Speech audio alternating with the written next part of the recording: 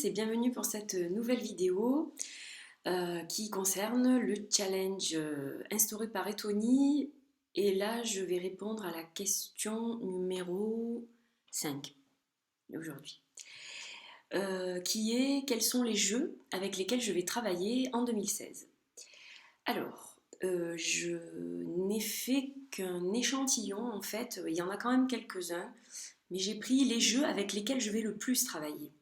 Il n'y aura pas que ceux-ci, mais disons que ce sont les jeux avec lesquels je vais le plus travailler et que j'ai envie le plus de développer et de connaître le mieux en fait, voilà, que je connais encore pas très bien.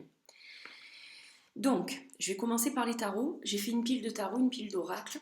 Donc, je vais vous présenter un petit peu, sans faire trop long, donc les tarots avec lesquels j'ai envie de travailler. Donc, j'ai envie de travailler avec le Chrysalis Tarot, qui est un magnifique, magnifique tarot de Holly Sierra et de Tony Brooks. Donc les cartes, vous le voyez, sont absolument splendides. Les couleurs sont très vibrantes, elles sont très vives. J'aime beaucoup, beaucoup ce tarot. Et comme nous sommes bientôt au printemps, c'est vrai que dans cette période de l'année, je suis plutôt attirée par des jeux colorés et plus frais et plus doux aussi. Donc je pense que celui-ci va faire partie des tarots avec lesquels je vais le plus travailler en 2016. Voilà. Et d'ailleurs j'ai commandé le livre parce que je veux vraiment explorer ce tarot en profondeur. Donc voilà pour le premier tarot. Ensuite, je voudrais retravailler un peu avec le Morgan Greer Tarot. Pareil, qui a des couleurs très très vibrantes comme vous pouvez le voir, avec un joli dos bleu avec plein d'étoiles. Et c'est vrai que celui-ci aussi me parle pas mal pour cette saison du printemps parce qu'il est très très coloré. Il y a de très très belles images. Il n'y a pas de bordure sur celui-ci et j'aime beaucoup. J'aime beaucoup la qualité des cartes, la taille des cartes aussi. Je le trouve vraiment parfait et puis il est très facile à lire en fait. Il est vraiment basé sur le Rider-Waite. Et c'est vrai que ces images me parlent tout de suite en fait. Donc voilà, un très très beau tarot. Mais bon, il est très connu, donc je pense que vous devez l'avoir déjà vu un certain nombre de fois sur internet. Ensuite, donc d'une artiste indépendante, il y a le Ezikos Tarot, que j'aime beaucoup, qui a aussi des couleurs, alors là, un peu plus pastel, et un monde un petit peu féerique. Et j'aime beaucoup ce tarot en fait. Alors je l'ai depuis peu, je ne l'ai pas encore beaucoup travaillé, j'ai dû faire un ou deux tirages avec seulement, donc c'est vrai que j'ai vraiment envie de l'explorer. En plus, il y a beaucoup de cristaux dans les cartes, il y a de magnifiques couleurs pastel, il y a de très très belles choses dans ce tarot. Et puis donc celui-ci, alors je vous montre le dos, donc il est réversible. Et il n'a pas de bordure non plus. Donc on a pleinement les magnifiques illustrations. Et j'ai un trou de mémoire par Marie Griffin. Voilà, c'est Marie Griffin qui a illustré et écrit le petit livre qui accompagne ce jeu et qui est très très bien fait et qui est en couleur. Donc vraiment un très très beau tarot que j'aime vraiment beaucoup. Et j'ai eu un premier coup de foudre en voyant les images sur internet et j'ai eu un deuxième coup de foudre quand je l'ai reçu. Donc je pense que je vais beaucoup beaucoup travailler avec celui-ci. Ensuite, alors celui-là je ne le connais pas du tout. Je l'ai eu en cadeau pour Noël. Il s'agit du Prismavision Tarot qui est très très beau. Vous voyez que la boîte est magnifique. C'est vraiment un très très beau tarot. Mais alors celui-là pour l'instant je ne l'ai pas du tout exploré. Et pourtant il est vraiment très beau. Hein. Il y a une tranche argentée.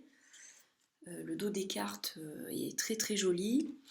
Les cartes sont de très bonne qualité. Elles ont une très bonne taille aussi. Bon là il y a une bordure mais ça va très bien avec l'ensemble. Donc ça ne me gêne pas du tout. Et celui-ci aussi, j'ai bien envie de le travailler, mais ça sera peut-être un petit peu plus tard sur l'automne, celui-ci. Il a plus des couleurs, je trouve, automnales et il m'inspire plus à partir de la rentrée. Je pense que celui-ci, je vais le travailler un petit peu plus tard dans l'année. Voilà, mais je suis très attirée par cet art aussi. Et celui-ci, il a été fait par James R. Eads. Voilà. C'est un tarot fait par un Américain qui est très beau. Et alors, en fait, vous avez donc les bordures sur les arcanes majeures, mais sur les arcanes mineures, vous n'en avez pas. Je trouve ça très joli. Et en fait, chaque suite fait, alors je ne vais pas tout vous montrer, mais fait un dessin. En fait, quand vous mettez toutes les cartes d'une suite à côté, ben, vous avez une image, quoi. C'est très très joli. Et vraiment, bon, rien qu'à regarder, il est magnifique. Et c'est vraiment une œuvre d'art, quoi. Il y a de très très très belles cartes, vraiment, enfin très très joli tarot. J'aime beaucoup celui-ci. Donc je pense que je travaillerai aussi avec courant de cette année. Bon, bien entendu, hein, le Waldanon Tarot, que je ne vais pas vous remontrer, je vous l'ai déjà montré un certain nombre de fois, et le Lumina Tarot, que je vous ai aussi montré déjà. Donc voilà, ces deux-là, c'est les deux tarots, je pense, avec lesquels je vais le plus travailler tout au long de l'année. Et puis ensuite, je vous dis, je suis très saisonnale, moi. Je suis attirée par, au mois d'octobre, tout ce qui est noir et orange, à la période justement d'Halloween, entre septembre et novembre. C'est vrai que je travaille avec des instruments, des cartes différentes. Voilà, ça change au fil des saisons. Ça a toujours été un petit peu comme ça de mon côté. Alors au niveau des oracles, je vais travailler avec l'Animal King Oracle Cards de Sarah Wilder, de The Fifth Element Life, qui est un oracle australien basé sur les mandalas et les animaux. Donc celui-ci aussi, pour le printemps, je le trouve très très beau. Il a des couleurs très très vives. Voilà, donc vous avez un mandala représenté avec un animal qui lui correspond et le nom de l'animal avec un mot-clé chaque fois. Et il est relativement différent de tout ce que j'ai. Il est différent déjà par la forme des cartes qui ne sont pas arrondies.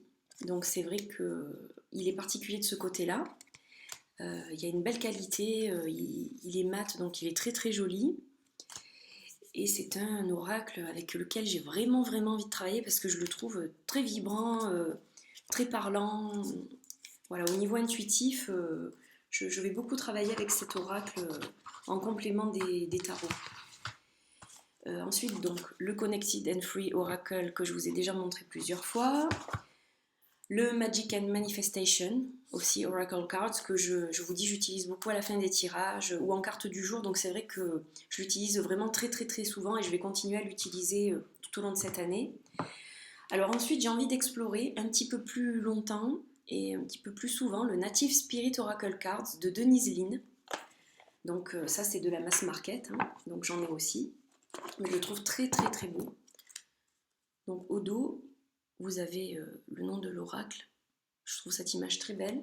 Et ensuite, ce sont des montages photos sans bordure, avec juste des mots-clés. Et alors, il est magnifique, donc basé sur le chamanisme et la culture amérindienne. Et j'aime beaucoup cette culture-là, car j'ai vécu un petit peu aux États-Unis et c'est vrai que je suis toujours attirée par cette culture-là. Donc voilà, il me parle et j'ai envie vraiment de l'explorer un petit peu plus. Donc celui-ci, je pense que je m'en servirai aussi en complément du tarot. Je ne ferai pas des tirages de l'oracle seul, ça sera en carte du jour ou alors en complément des tarots. Voilà, je tirerai soit une carte, soit trois cartes. Enfin, je pense que je vais le proposer comme ça. Il est très très joli et il est très parlant et vraiment c'est un jeu de cartes que j'aime beaucoup. Et donc de physiquement présent, c'est le dernier, je voulais vous le montrer. Donc c'est l'oracle de Gaïa de Tony Carmine Salerno, que j'aime beaucoup, c'est un peintre que j'adore. Donc j'ai aussi un autre oracle qui est celui des anges, dieux et déesses que j'utilise de temps en temps.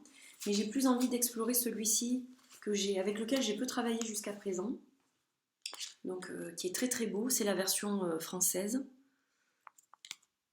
Voilà le dos des cartes. Donc, ce sont de très grandes cartes et il est très joli, très parlant. Alors celui-ci en carte du jour, il est très bien. On peut aussi faire des tirages un peu plus importants. Il peut être très bien en complément d'un tarot ou d'un autre oracle aussi. Voilà, c'est un oracle que j'aime beaucoup de par ses illustrations, ses peintures que je trouve magnifiques et qui m'interpelle vraiment. C'est un art que j'aime vraiment, vraiment beaucoup. Voilà, donc ça, ce sont les tarots et oracles avec lesquels je vais le plus travailler cette année. Maintenant, j'en attends d'autres que je n'ai pas encore. Et je pense qu'ils feront aussi partie des tarots et des oracles que je vais travailler le plus.